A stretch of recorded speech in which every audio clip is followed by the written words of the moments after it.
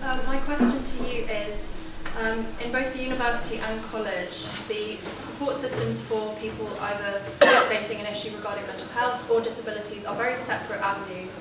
And obviously the role encapsulates two quite distinct avenues of support.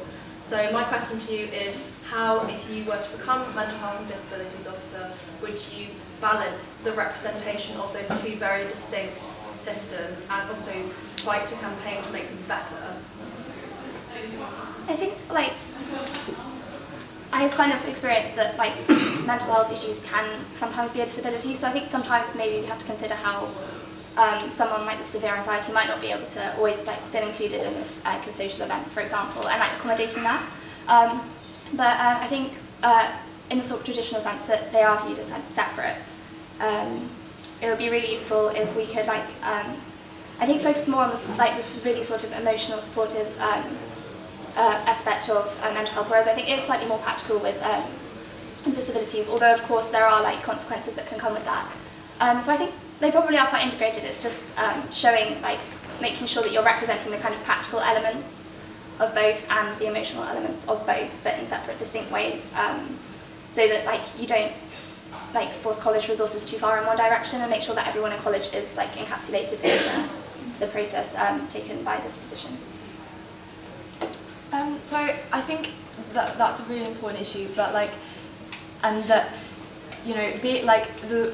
what is important about this role is making it a point of contact, and that is it is really good. Basically, I think you need to empower people to seek the help that they need. And they will be distinct often between, say, Disability Resource Centre and university counselling and that kind of thing. But actually, the way you get there are very similar.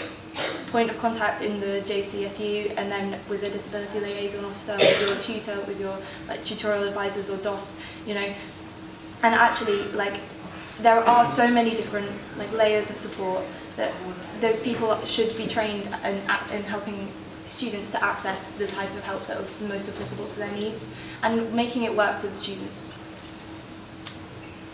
And do you have any questions from the floor? So you're part of the broader welfare team. What would be the one key thing you would change about welfare in general?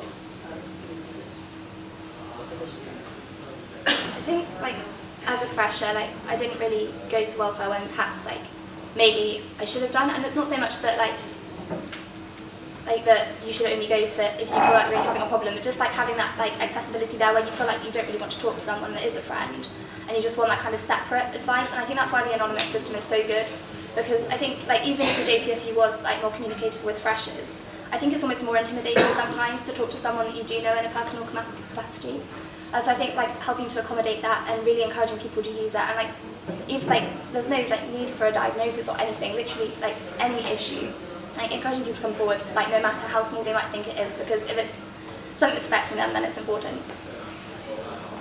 I think it's actually really confusing if you come, especially if during your time in college you think that you might have a disability that's undiagnosed or a mental health problem, that you're really unsure where to go with it. So I think the thing I'd change most about welfare is the provision of advice, but not necessarily on a one-to-one basis, because as we've all said, it is quite intimidating to go to a person specifically to seek advice. We're all in a college community where people know each other's faces. So just providing really clear, obvious kind of posters, that kind of thing, to show where to go, who to talk to, and what is available to students as means of support.